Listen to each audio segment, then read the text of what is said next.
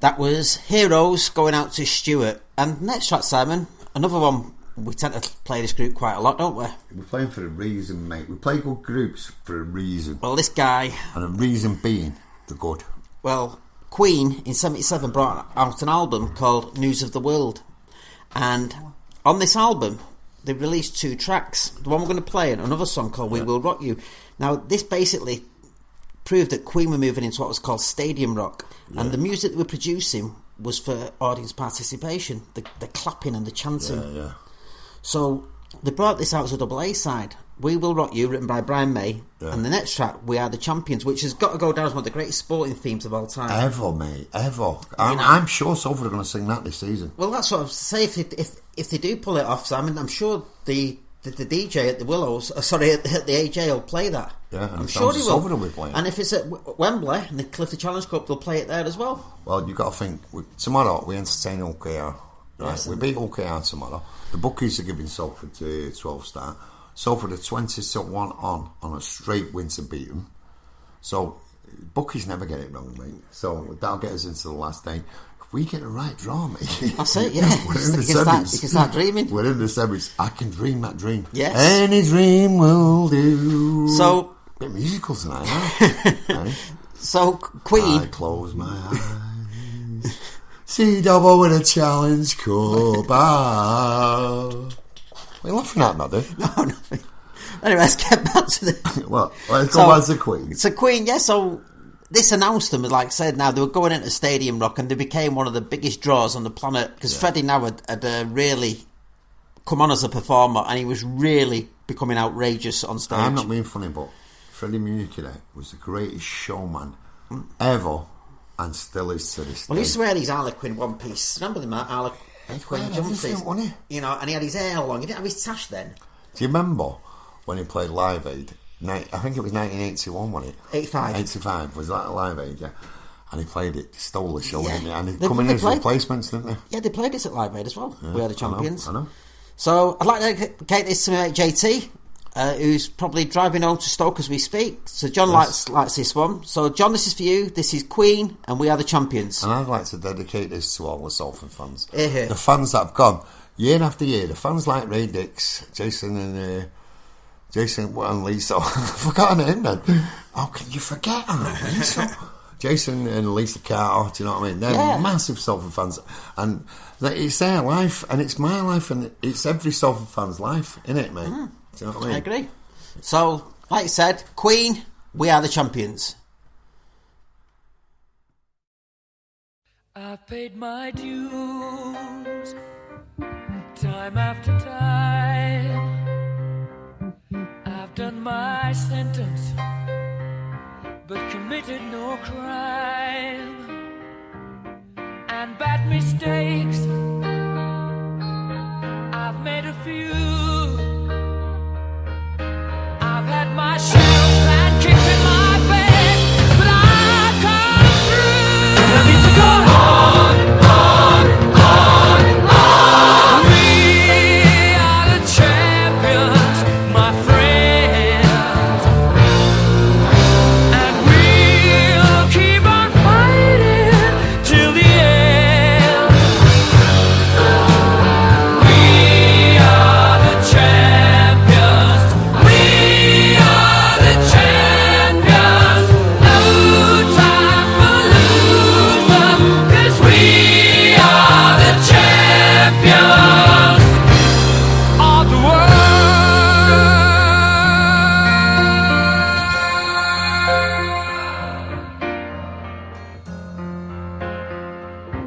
I've taken my bows and my curtain calls. You brought me fame and fortune and everything that goes with it. I thank you all, but it's been no bed of roses, no pleasure cruise.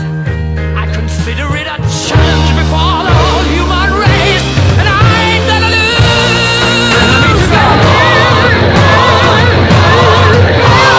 We are the champions, my friends, and we'll keep on fighting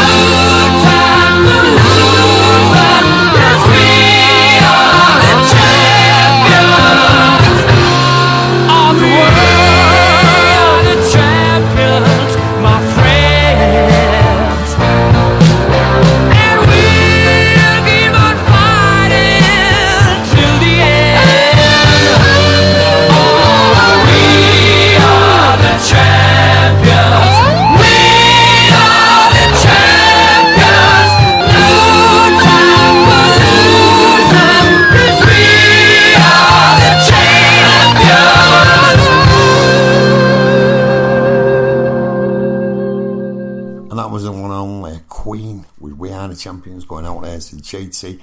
He was a big listener. We appreciate that. We Yes. appreciate every of our listeners, don't we, mate? We do, yes. And all the Salford RLFC fans, because I've got a funny feeling this is going to be our year. Here, I'll sing for that one. We'll second that one. I We'll will. back them all the way. We sponsor the club. We sponsor players. Do you know what I mean? Yeah. Can't throw much more money at it. So if you don't win this year, you won't be getting sponsored next year. Put it that way. So Right, what have we got next? Oh, we've got an absolute classic next. yes, a nice lady as well. Lovely looking Beautiful. lady. Oh, she was nice, wasn't she? Beautiful. She reminds me of our Christine.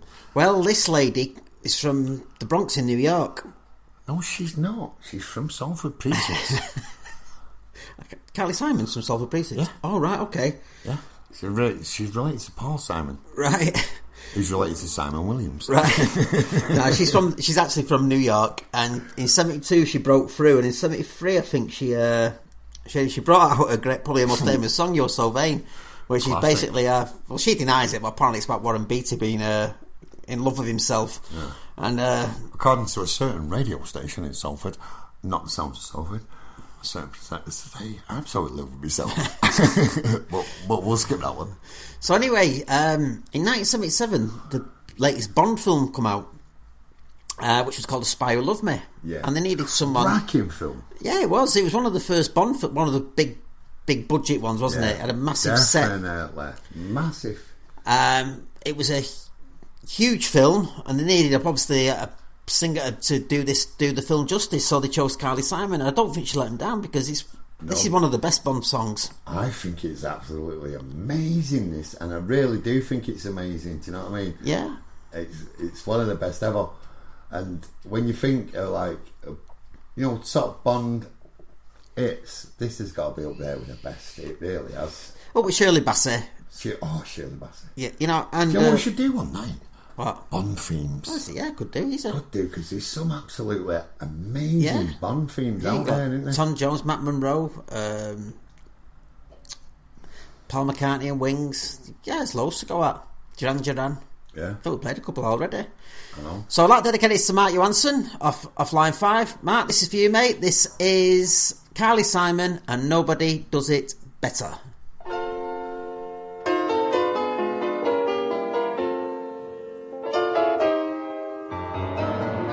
Nobody does it better. Makes me feel sad for the rest. Nobody does it half as good as you. Baby, you're the best. I wasn't looking, but somehow you found me. I tried to hide from your love, but like heaven above me,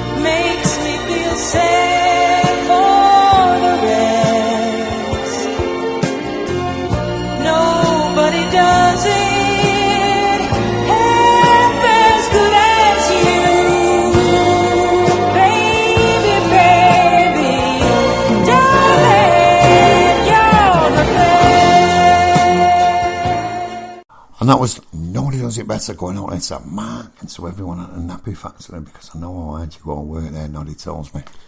Oh, thanks for that, yeah. No, I'm sure they like that. Yeah, they do. No, Everyone off air, does. Yeah. off air. We do have a little bit of a banter, don't we? We do. We say who graphs and who doesn't. So, you like this next band, don't you, Simon? I absolutely adore them. These are my mum's favourites. I was brought up on these. I was brought up on these and the bread and jam butties. Well, they were born on the Isle of Man. There was 4 brothers, Barry, Robin, Morris and Andy. Yeah. Well, the 3 eldest brothers, Barry and the 2 twins, formed a group. They moved on from the Isle of Man and I think they moved to Chorlton in Manchester. And they grew up there, and apparently, I've been told this on good authority, that Barry was a right handful when he was younger. Well, I'll tell you this. My mum has convinced herself that she's been out with one of them. So I am a son of a BG. Right, well, that's... You can tell by the way I use my walk. I'm a woman's man. I have no time to talk, Noddy. So... What are you laughing at? Well, the Bee Gees then went to Australia. Got that from me, Dad. And they came back to England in early 1967. Yeah. And they became a really top band. I mean, they had 2 number 1s in the 60s with Massachusetts and Got to Get a Message to You. And back then, they were just a basically run-of-the-mill pop band with Robin singing lead vocals. Yeah. Now, in the late 70s, they embraced disco. And all the songs that they wrote, they needed a falsetto voice, so Barry came into it then. Was there not a week in the charts in America in the 60s where there was 3 bands from Manchester that was number 1? That was in 1965, yeah, that was Herman's Hermits, Freddie and the Dreamers and Wayne